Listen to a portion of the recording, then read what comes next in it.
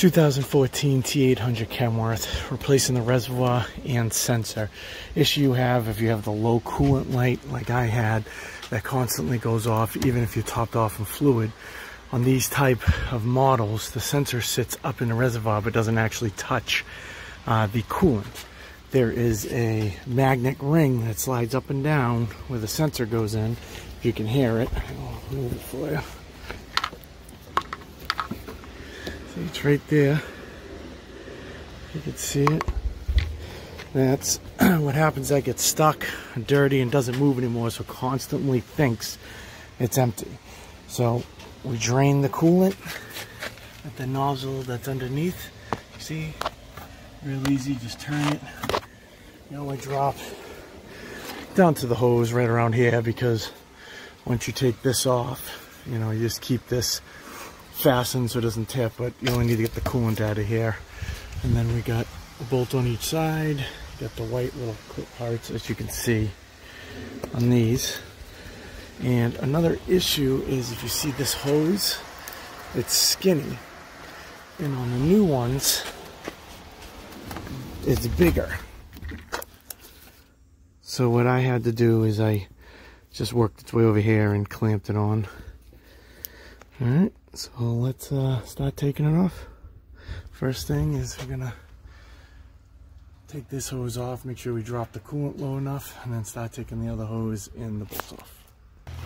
So as you see, I just put the new one on, connected down both sides of the bolts, put this tube in.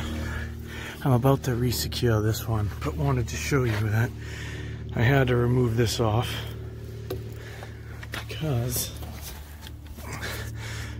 this is thicker right here. I got this hose on, and this one's gonna have to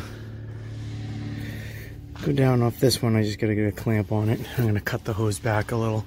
The reason I did this in the shop is because trying to do it with the older hose with not much room, trying to push it over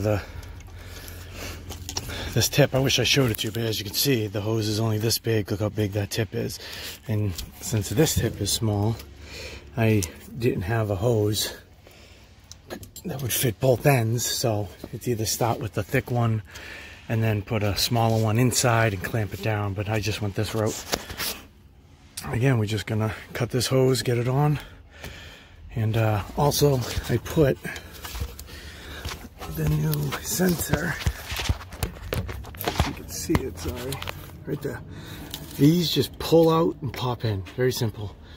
No twisting, nothing, just pull down, pull up. Those come off very easily. Alright, so let's tighten everything down and plug it in and see if the code stops.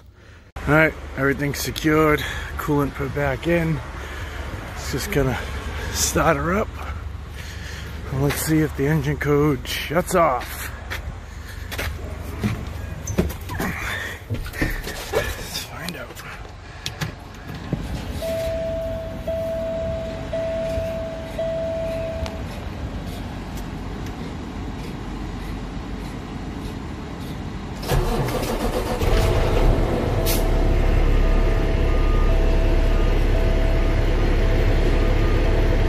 Was a yellow check engine light over here with the wrench that went away.